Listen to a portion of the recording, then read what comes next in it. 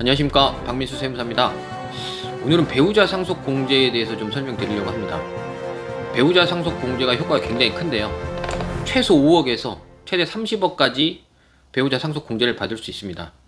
근데 여기에서 이제 주의해야 할 점들이 좀 몇 가지 있는데, 일단은 무조건 30억까지는 되지 않는다, 이 부분은 전에도 한번 설명드렸고, 이 내용은 이제 그 법정 상속분이라는 게 있습니다.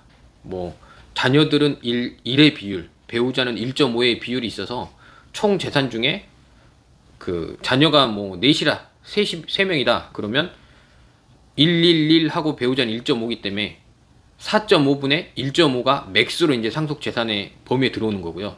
이제 재산이 많으면 당연히 이제 30억까지 그 맥스가 될 텐데, 이것만 가지고 생각하시다가 큰 코 다칠 수 있어서 좀 이 영상을 준비해 봤습니다. 일단 첫째로 내용을 좀 설명드리면, 배우자 상속공제를 받을 수 있는 분은 법률혼 관계만 됩니다. 그러니까 가족관계 등록부에 등재되어 있는 배우자만 배우자로 인정이 되고요. 사실혼 관계는 뭐 세법이 실질이라서 사실혼도 되지 않느냐 이렇게 물으시는 분이 있는데, 법적으로 법률혼 관계가 아니면 사실혼자는 배우자 상속공제 대상이 아닙니다.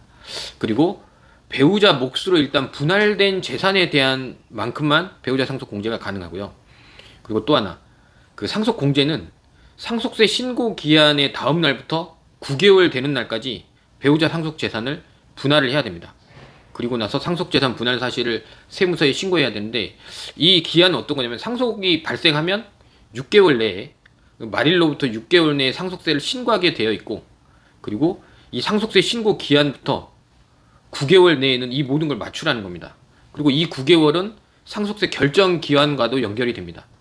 그래서 이제 이 기한까지 지켜서 분할을 하시는 거를 무조건 지키셔야 되는 거고, 근데 이제 이 내용이 다가 아니고요. 오늘 이제 중점적으로 말씀드릴 부분은, 전에 이제 대법원 판례가 하나 나와서 이 부분이 이제 문제가 되는 경우가 있는데, 많이들 놓치는 분들이 있고, 세무사님들도 이 부분 잘 생각을 안 해요. 왜냐면 이 단계에 오기 전에 이미 상속인들이 등기를 끝내고 오는 경우가 있거든요, 세무 신고를 할 때.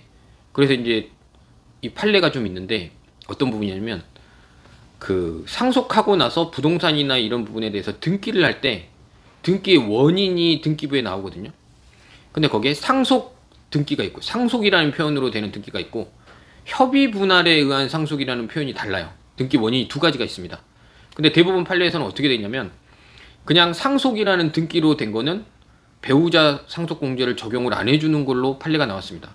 그럼 이게 이제 어떤 의미가 있냐면, 아니 나는 5억에서 30억까지 배우자 상속공제를 받을 수 있으니까 그냥 상속 등기를 해놓고 왔는데, 법원에서 판례는 협의 분할에 의한 상속이 아니면 배우자 상속공제를 해주지 않는다고 되어 있기 때문에 배우자 상속공제를 못 받는 경우가 있습니다. 그래서 이 부분을 주의하셔서 항상 배우자 상속공제를 받으실 때는 상속 등기를 하실 때 협의 분할에 의한 상속으로 표현되도록 등기 절차를 밟으셔야 됩니다.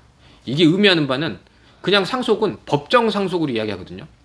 근데 재산이 많으신 분은 법정 상속만 해도 배우자 상속공제의 한도를 훌쩍 넘기 때문에, 아 30억 이내다, 이거는 그냥 상속하면 배우자 상속공제는 받을 수 있겠구나 하고 무심코 지나가는 분이 있어요. 근데 그러다가는 뭐 배우자 상속공제 30억이면 세금이 50%면 15억 정도를 그냥 세금을 날리는 거거든요, 이 단순한 이 하나로. 그래서 항상 챙기셔서 배우자 상속공제를 받으셔야 된다 그러면 등기할 때 법무사님께도 말씀드려서 법정 상속이 아닌 협의 분할에 의한 상속으로 명확하게 등기가 될 수 있도록 이 부분 유의하셔야 됩니다. 이 판례 나온 뒤로 이 부분을 검증하는 경우가 있어서 설명을 좀 드려야 할 것 같아서 영상을 준비해 봤습니다. 감사합니다.